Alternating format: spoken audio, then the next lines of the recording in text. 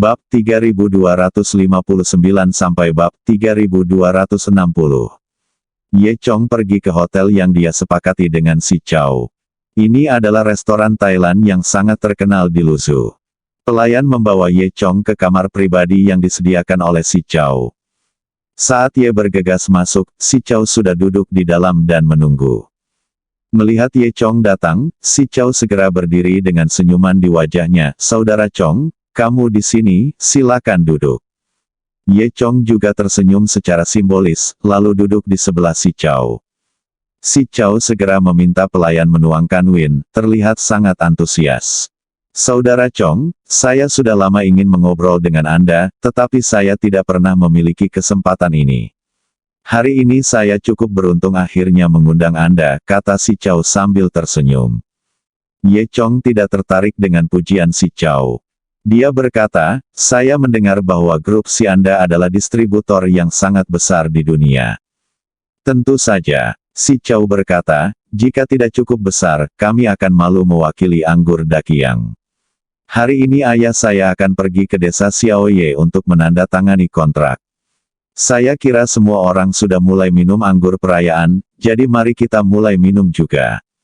Si Chow tidak tahu bahwa ada orang berbakat seperti Tang Chun di desa Xiaoye. Dia dan ayahnya sama-sama mengira orang seperti Tang Men mudah ditipu. Sambil berkata begitu, si Chow mengangkat gelas anggurnya. Ye Chong tersenyum sedikit, tapi tidak mengangkat gelas anggurnya untuk melayani si Chow. Si Chow merasa sedikit malu, dan sedikit rasa dingin muncul di matanya. Meskipun dia menghilang dengan cepat, dia masih ditangkap oleh Ye Chong. Ye Chong tidak mengatakan apa-apa, tetapi terus bertanya, "Apakah Anda ingin bekerja sama dengan saya dalam bisnis?" "Haha, ya, Longshan Group memiliki reputasi yang bagus. Kami ingin lebih banyak bekerja sama dengan Longshan Group. Saya pikir kilang anggur ini baru permulaan, dan kita akan memiliki lebih banyak peluang untuk bekerja sama di masa depan," kata si Chow sambil tersenyum. "Meskipun wajah Anda tersenyum, Anda berpikir dalam hati bahwa ketika Anda mencaplok grup Longshan, lalu siapa yang akan bekerja sama dengan Anda?" Ye Chong mencibir dan berkata, "Jika kamu ingin bekerja sama atau bahkan bersaing denganku dalam bisnis, tidak apa-apa. Namun, jika kamu mendekati keluargaku dengan niat buruk, aku akan membunuhmu." Si Chow tertegun pada awalnya. Saya tidak berharap Ye Chong berbicara secara langsung. Namun, dia tidak percaya bahwa Ye Chong bisa melihat ke dalam hati orang-orang. Lagi pula, dia biasanya berpura-pura sangat mirip. Si Chow menutupi kepanikan sesaatnya dengan tawa, "Hahaha, Saudara Chong, kamu bilang kamu pergi kemana? Aku tulus pada Ye Yuan." Ye Chong tidak berkomitmen tentang hal ini. Petik 2. Dia mengambil cangkirnya, menyesap anggurnya, lalu berkata, "Si Chow, aku menyarankanmu untuk meninggalkan Ye Yuan dengan patuh dan jangan membuat ide yang salah." Melihat Ye Chong mengatakan ini, si Chow tahu bahwa Ye Chong tidak peduli padanya. Bukan kesan yang baik. Dalam hal ini, dia tidak perlu berpura-pura menjadi seorang cucu. "Saudara Chong, kamu tidak perlu membuatku takut. Aku, si Chow, sudah sangat besar sehingga aku tidak takut. Sebagai satu-satunya putra grup Si, pemandangan seperti apa yang belum pernah kulihat." Dengan kasar, Ye Chong hanya tersenyum dan tidak berkata apa-apa. Bagaimanapun, si Chow hanyalah orang biasa. Dia belum pernah melihat seorang master yang bisa membunuh orang hanya karena dia tidak setuju, apalagi salah satu level Ye Chong. Si Chow mengira Ye Chong hanya membuatnya takut, tapi apa yang dikatakan Ye Chong benar. Jika si Chow berani mengambil keuntungan dari keluarganya sendiri, Ye Chong akan membunuhnya tanpa ampun meskipun dia adalah orang biasa. Apa yang Ye Chong katakan sekarang hanyalah memberi si Chow kesempatan lagi untuk berhenti dan meninggalkan Ye Yuan. Namun, jelas si Chow tidak memahami pentingnya kesempatan ini. Ye Chong terlalu malas untuk memperhatikan si Chow. Beberapa saat kemudian, pramusaji membawakan selusin piring hidangan lezat yang semuanya merupakan makanan khas restoran tersebut.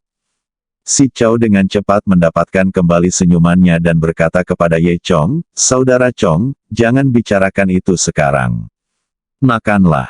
Makanan di sini sangat lezat."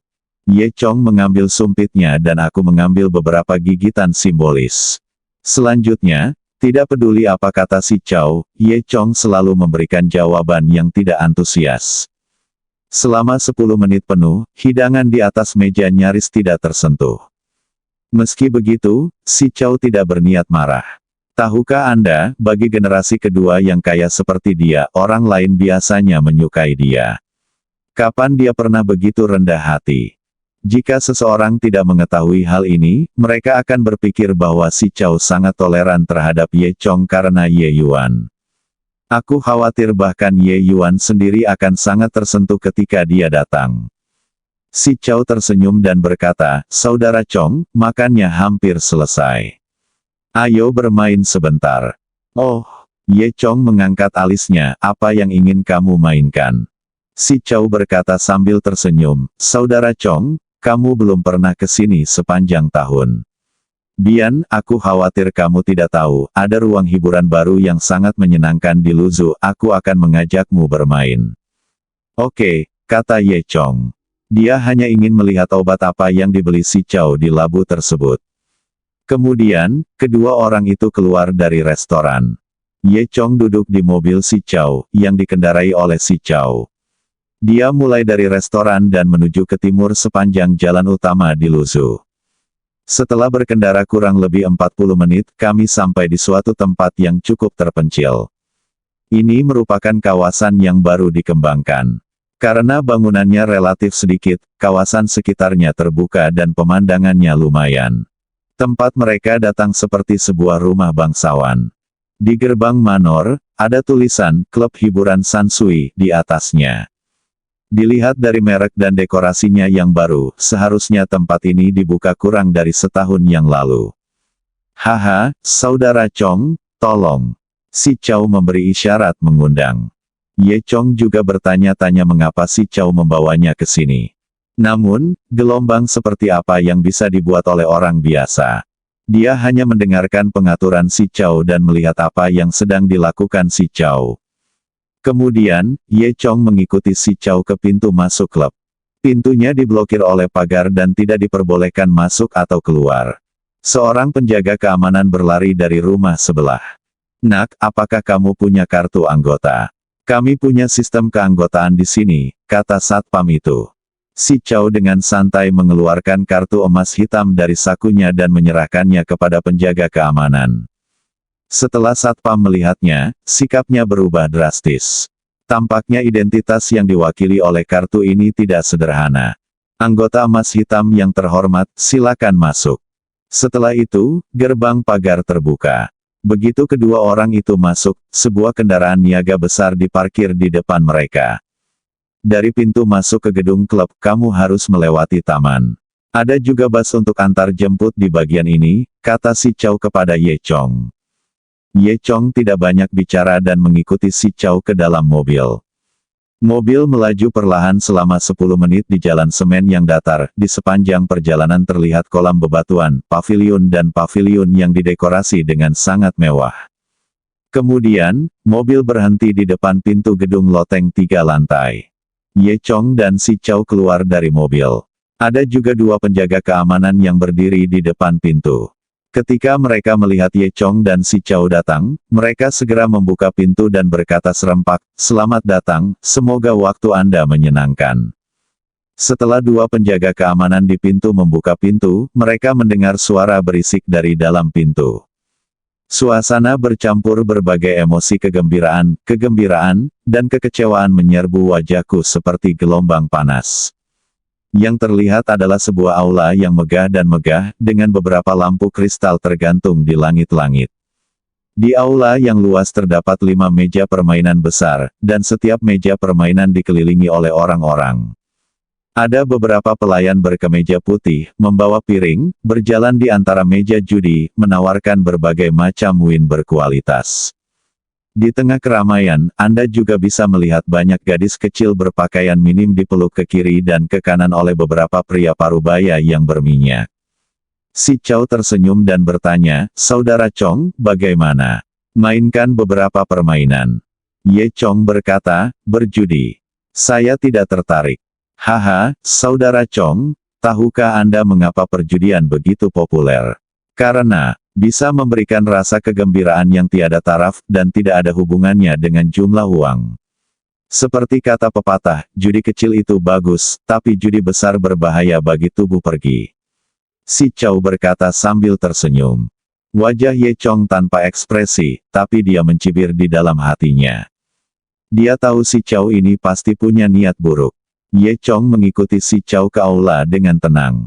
Segera, seorang gadis berpakaian penuh gaya datang dengan senyuman di wajahnya. Dua tamu terhormat, selamat datang. Bolehkah saya mengajak Anda mengganti keripik Anda? Hari ini semua milik saya. Si Chow berkata sambil tersenyum, lalu berdebat. Bergegas untuk bertukar chip. Ye Chong sedang menunggu di tempatnya. Beberapa menit kemudian, si Chow kembali, diikuti oleh seorang pelayan. Pelayan itu memegang piring besar di tangannya, dan piring itu terisi rapi dengan keripik berbagai warna. Ye Chong melihat sekilas dan menemukan bahwa chipnya sekitar 3 juta. Bagi orang awam, itu sudah merupakan jumlah uang yang sangat besar. Sepertinya si Chow ini telah menghabiskan banyak uang. Ayo, saudara Chong, ayo bermain sebentar, kata si Chow sambil dengan antusias membawa Ye Chong ke meja judi di sebelah kiri. Karena harga meja permainan ini relatif mahal, maka jumlah orang yang ada di meja permainan ini relatif sedikit. 2/3 orang menyaksikan kemeriahan tersebut, dan hanya sedikit orang yang ikut serta dalam perjudian tersebut. Si Chow menarik Ye Chong untuk duduk di kursi kosong di meja permainan. Dia memberikan setengah dari 3 juta chip kepada Ye Chong dan berkata sambil tersenyum, 2 genggam, 2 genggam. Saat dia mengatakan itu, dia mengambil 1000 keripik dan melemparkannya ke posisi besar. Apa yang dimainkan di atas meja sekarang adalah rasio ukuran paling sederhana namun paling seru. Ye Chong langsung mengambil segenggam keripik dan melemparkannya ke posisi kecil dengan santai. Lagi pula itu adalah uang si Chow, jadi Ye Chong bahkan tidak berpikir untuk menang. Para penonton terkejut saat melihat Ye Chong membuang begitu banyak uang. Sial, dia orang kaya sekali. Sombong sekali. Luar biasa. Jika seorang pemuda berani bermain seperti ini, dia pasti akan menjadi raja judi di masa depan. Ye Chong tidak peduli sama sekali. Kemudian, dealer yang bertanggung jawab di meja mengambil cangkir tersebut dan mulai mengocoknya. Dengan suara gemerincing, bandar meletakkan cangkir itu di atas meja dan membukanya, 1, 1, 3 kecil. Semua orang bertepuk tangan. Yang ini memang kecil. Ye Chong menyambutnya 3 kali, dan lebih dari setengah juta yuan tercatat di rekeningnya dalam sekejap. Semua orang di sekitarnya melirik dengan iri. Si Chow yang berada di sebelahnya juga berkata dengan iri, saudara Chong, kamu luar biasa. Kamu menang begitu banyak dengan 1 tangan. Ternyata kamu adalah dewa perjudian. Kata Ye Chong. Ini benar. Ye Chong tidak ingin menang sama sekali. Apapun yang dilakukan dealer, semuanya bergantung pada keberuntungan. Kemenangan kali ini murni karena keberuntungan. Saat dia berbicara, semburan aroma tiba-tiba mengalir ke hidung Ye Chong. Kemudian, pandangan Ye Chong menjadi gelap dan rambut hitamnya menghalangi pandangannya. Ternyata seorang gadis dengan pakaian bergaya yang duduk di sebelah Ye Chong dan sangat dekat dengannya. Gadis itu mengenakan pakaian berkilau, riasan tebal, sepasang bibir merah, dan memegang segelas anggur merah. Pria tampan, kamu sangat baik. Bolehkah aku membelikanmu minuman? Ada banyak gadis seperti itu di kasino. Ye Chong tidak memperhatikan, dan hanya berkata dengan ringan, tidak perlu. Ketika gadis itu ingin berbicara, dia diusir oleh si Chow, pergilah. Kamu bahkan tidak tahu siapa dirimu, dan kamu berani melakukannya, pergilah ke kami. Datanglah ke saudara Chong dan keluar. Gadis itu segera berdiri dan pergi sambil mengumpat. Setelah gadis itu pergi, perjudian berlanjut. Kali ini Ye Chong mengambil banyak chip lagi dan melemparkannya ke posisi kecil, sesuka hati. Kali ini, jumlahnya sekitar setengah chip. Si Chow tersenyum dan melemparkan chip itu ke posisi besar lagi. Mata semua orang terbelalak saat melihat pengeluaran Ye Chong yang luar biasa. Mereka bisa dianggap orang kaya jika bisa datang ke sini untuk bermain. Namun, orang kaya tidak bermain seperti ini pada Ye Chong. Apalagi yang terakhir tadi kecil, apakah yang ini masih kecil? Kemungkinannya tidak tinggi. Tepat ketika semua orang bingung, Bandar telah membuka cangkirnya lagi. 1, 2, 2, masih kecil. Ye Chong menghasilkan banyak uang lagi dengan langkah ini, dan pokoknya berlipat ganda. Semua orang di sekitar sangat iri. Dalam waktu kurang dari 10 menit, 1,5 juta telah berubah menjadi lebih dari 3 juta. Ini mungkin pesona perjudian. Si Chow di sebelahnya tersenyum pahit dan berkata, "Saudara Chong, kamu adalah dewa perjudian. Aku akan mengikutimu dan memasang taruhan lain kali." Ye Chong tersenyum dan tidak mengatakan apa-apa beruntung hari ini. Segera setelah itu, ronde ketiga dimulai. Ye Chong mengeluarkan semua chipnya kali ini, masih bertaruh kecil. "Saudara Chong, apakah kamu akan menahan Xiao? Apakah ini mungkin?" Si Chow bertanya. Ye Chong menjawab, "Hanya untuk bersenang-senang." Si Chow juga tertawa dan berhenti bicara. Banyak orang di sekitar mengikuti Ye Chong, dan mereka semua menjaganya. Tapi mereka tidak bertaruh banyak. Lagi pula, dengan 3 tangan kecil berturut-turut, peluangnya bahkan lebih kecil. Pada akhirnya, jawabannya terungkap. Tangan ketiga keluar, dan itu masih kecil. Semua orang terkejut. Bahkan Ye Chong sendiri merasakan ada sesuatu yang tidak normal. Ye Chong tidak pernah berpikir untuk menang. Dia tidak menyangka bahwa dia benar ketika dia bertaruh 3 tangan kecil berturut-turut. Sekarang keripik di depan Ye Chong telah menumpuk menjadi sebuah gunung kecil. Si Chow di sebelahnya terus memuji Ye Chong, mengatakan bahwa dewa penjudi masih hidup. Ye Chong melihat senyum munafik si Chow dan sepertinya memahami sesuatu. Segera setelah itu, Ye Chong mempertaruhkan seluruh uangnya pada Xiao. Semua orang menjadi lebih terkejut ketika mereka melihat Ye Chong mengembalikan Xiao. Jika Anda belum familiar dengan tempat ini, Anda mungkin mengira itu adalah sebuah akting. Kemudian Bandar mulai mengocok cangkir tersebut. Setelah mengocoknya, dia meletakkan cangkir tersebut di atas meja dan membukanya. Hasilnya adalah 1, 3, 2, masih kecil. Semua orang berseru, "Ya Tuhan, bukankah ini luar biasa? Apakah kita benar-benar melihat dewa penjudi hari ini?" Ye Chong, kali ini, memperhatikan tindakan Bandar, dan dia lebih yakin bahwa ini semua adalah tipuan si Chow. Bersambung.